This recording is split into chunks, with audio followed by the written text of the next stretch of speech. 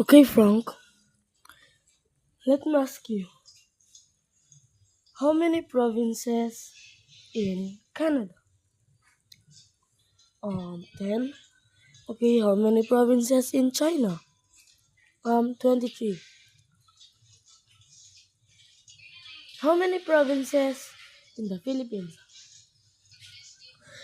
I don't know how many. Believe it or not, 81.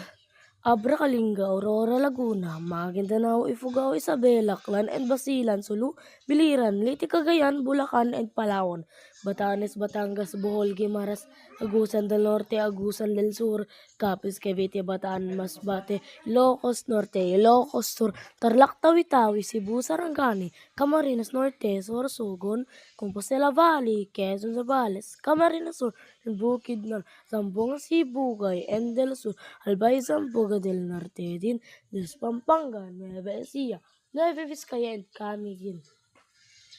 These are the Philippine provinces.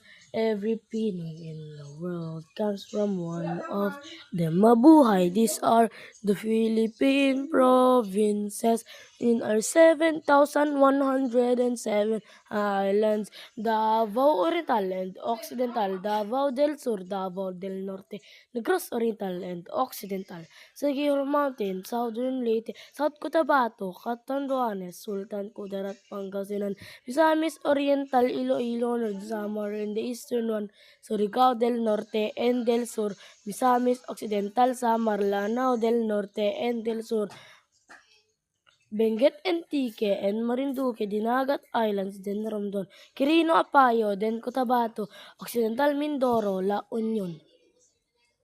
These are the Philippine provinces. Every Pinoy in the world comes from one of them. Mabuhay! These are the Philippine provinces in our 7,107 islands.